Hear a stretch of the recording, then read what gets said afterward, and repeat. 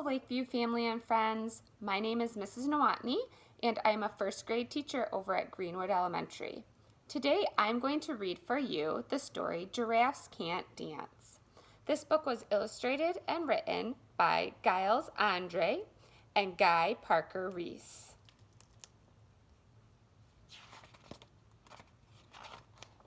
Giraffes Can't Dance. Gerald was a tall giraffe whose neck was long and slim, but his knees were awfully crooked and his legs were rather thin.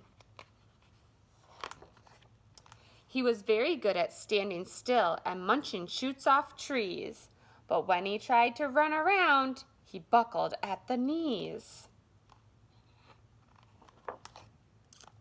Now, every year in Africa, they hold the jungle dance, where every single animal turns up to skip and prance.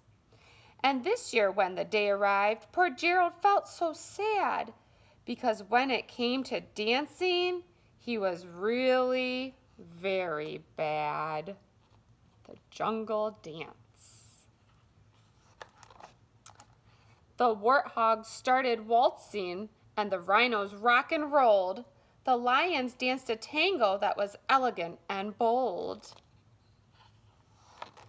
The chimps all did a cha-cha with a very Latin feel, and 8 baboons then teamed up for a splendid Scottish reel.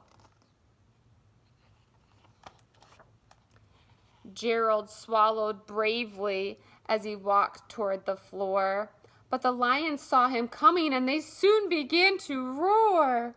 "Hey, look at clumsy Gerald," the animals all sneered. "Giraffes can't dance, you silly fool. Oh, Gerald, you're so weird."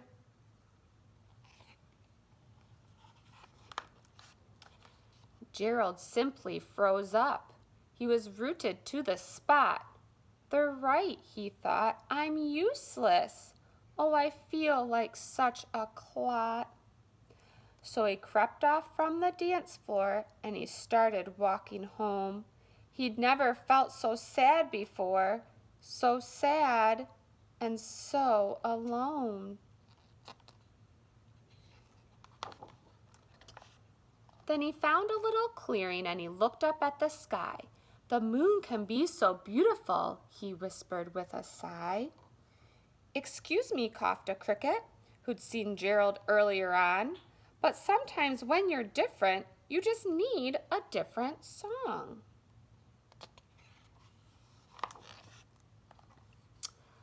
Listen to the swaying grass and listen to the trees.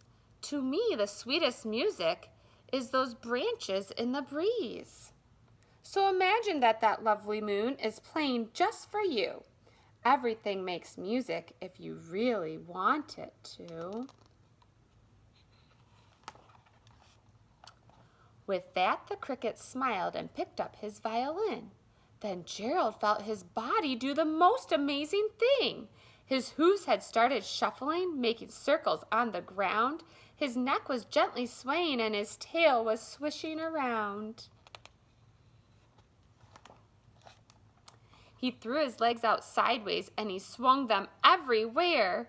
Then he did a backward somersault and leapt up in the air. Gerald felt so wonderful. His mouth was open wide. "I am dancing! Yes, I am dancing! I am dancing!" Gerald cried.